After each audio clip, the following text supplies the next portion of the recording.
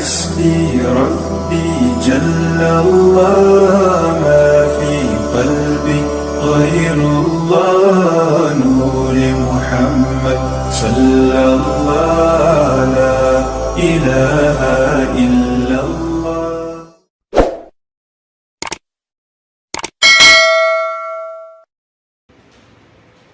بسم الله الرحمن الرحيم. السلام عليكم ورحمة الله وبركاته. وعليكم السلام ورحمة الله وبركاته. الحمد لله رب العالمين. نحمده ونستعينه ونستغفره ونتوب إليه ونعوذ بالله من شرور أنفسنا وسيئات أعمالنا. من يهده الله فلا مضل له ومن يضلل فلا هادي له. أشهد أن لا إله إلا الله وحده لا شريك له وأشهد أن محمدا عبده ورسوله لا نبي بعده. اللهم صل على محمد وعلى آل محمد وعلى عباد الله الصالحين. أما بعد.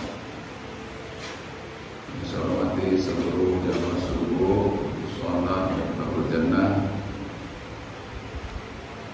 Alhamdulillah, pada kesempatan yang sangat berbahagia ini kembali kita dibangunkan oleh Allah dalam keadaan sehat walafiat, dan mari kita selalu bersyukuri karena nikmat Allah Subhanahu wa taala, mana kita masih memberikan kesempatan Allah kepada kita semua dengan udara segar ini. Mudah-mudahan mulai aktivitas pagi ini sampai nanti menjelang kita siang dan juga sore, tetap Allah berikan kemampuan kepada kita untuk melakukan amal soleh.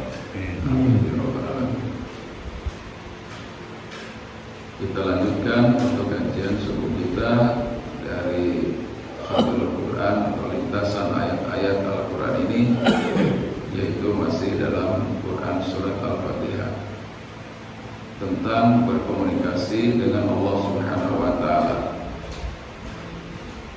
Ketika kita membaca surat Al-Fatihah, berarti kita membuka pintu kemuliaan, yaitu satu pintu teragung dari Allah Subhanahu wa taala, di mana ketika kita membaca Quran surat Al-Fatihah, terutama dalam saat kita sholat, ini kita sedang berkomunikasi langsung dengan Allah Subhanahu wa taala, sebagaimana disabdakan oleh Rasulullah SAW dalam hadis qudsinya, "Wassamtu sholatu baini wa baina 'abdi nisfaini." Aku membagi sholat antara aku dan hambaku menjadi dua bagian. Jadi Allah Subhanahu wa taala membagi sholat antara aku dan hambaku menjadi dua bagian. Nisfaini. Wali abdi ma sa'ala fa idza qala al-'abdu. Dan bagi hambaku apa yang aku minta, apabila hambaku berkata alhamdulillahi rabbil alamin. Jadi kalau hambanya berkata alhamdulillahi rabbil alamin, yang artinya segala puji bagi Allah Rabb semesta alam. Qala Allah ta'ala hamidani abdi, hambaku memuji kepadaku. Jadi dialog kita. Kalau kita membaca alhamdulillahirabbil alamin dalam sholat, maka Allah langsung menjawab hamidani, hambaku, hamidani abdi, hambaku memuji kepadaku. Wa idza qala ar-rahmanir rahim, dan apabila kita menyebut atau membaca atau mengucapkan ar-rahmanir rahim, qala Allah ta'ala asna alayya abdi. Jadi apabila hambaku berkata maha pemurah lagi maha penyayang, Allah berfirman hambaku menyanjungku, hambaku menyanjungku. Wa idza qala maliki yaumiddin, apabila baku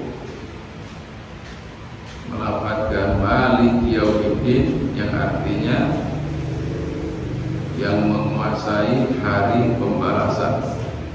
Maliki yaumiddin yang menguasai hari pembalasan. Maka Allah kata qala mahaddatsani abdi.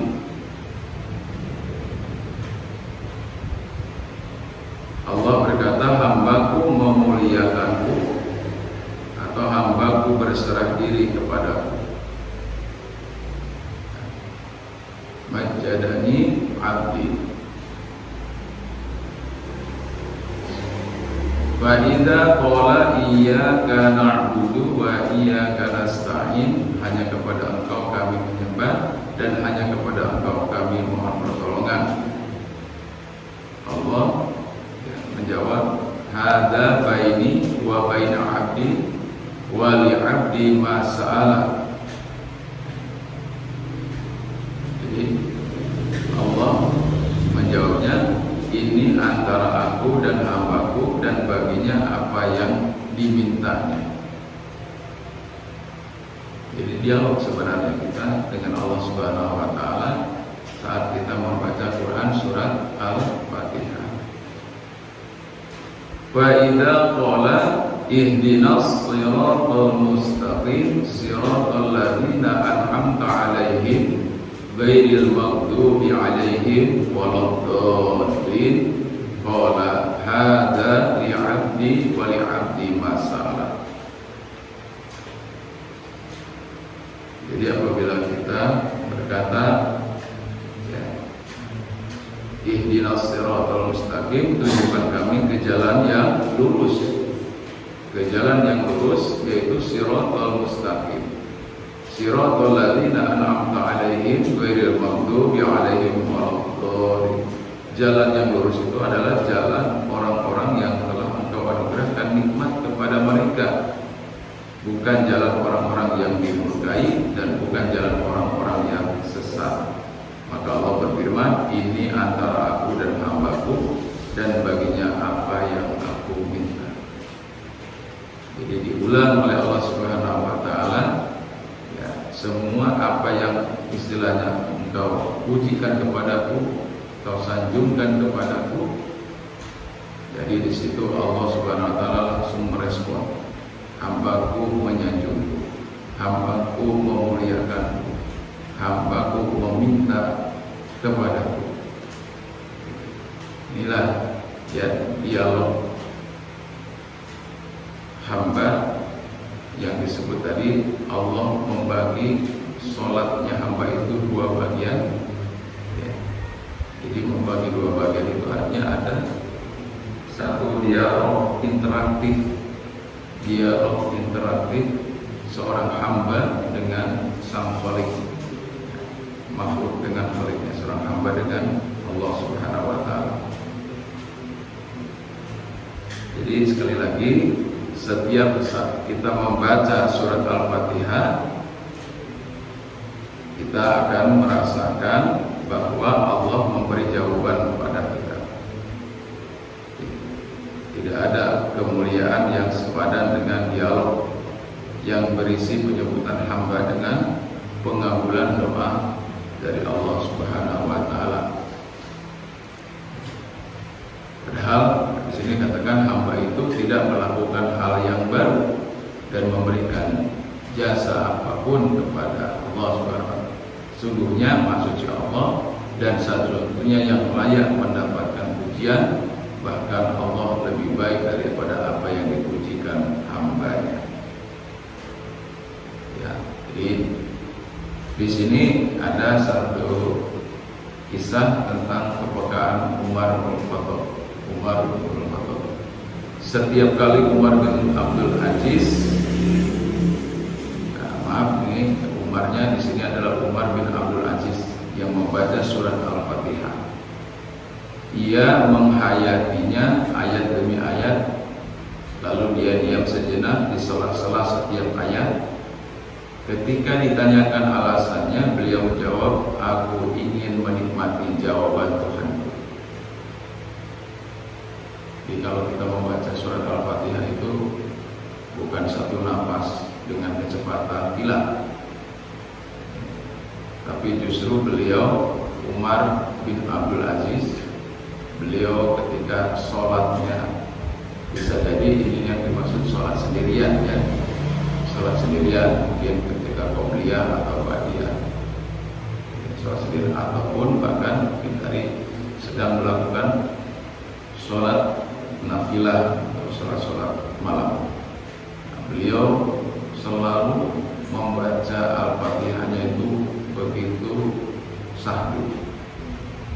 Jadi kata beliau, seandainya ketika membaca Al-Fatihah itu di dalam hatinya seseorang merasakan bahwa Allah menjawabnya ayat demi ayat, niscaya dia akan terbang kegirangan.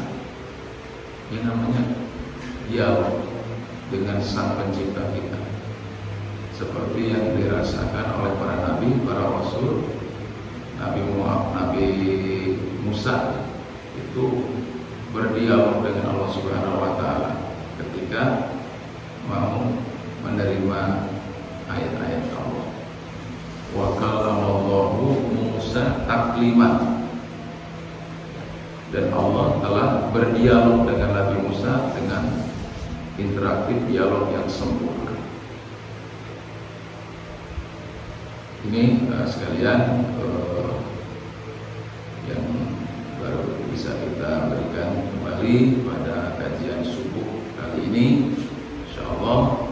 Jadi pada kajian subuh ini bahwa ternyata surat Al-Fatihah yang 7 ayat as-sab'ut tiwal, 7 ayat yang dibaca berulang-ulang waktu sholat 5 waktu minimal 17 kali, bukan minimal ya, wajib itu kalau dalam sholat 5 waktunya 17 kali kita baca dalam setiap rakaat, karena kan ada 17 rakaat dari 5 waktu itu.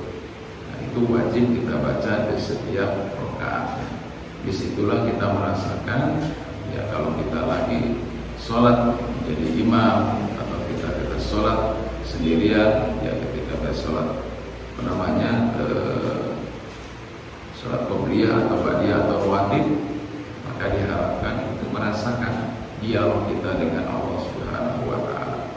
Mudah-mudahan ini yang dapat disampaikan bermanfaat. Wabillahi taufiq wal hidayah. Assalamualaikum warahmatullahi wabarakatuh. Waalaikumsalam warahmatullahi wabarakatuh. Astagfirullah Rabbal baraya, astagfirullah minal khataya, Rabbi zidni ilman nafi'an wa wafiqni amalan salihan. Astagfirullah Rabbal baraya, astagfirullah minal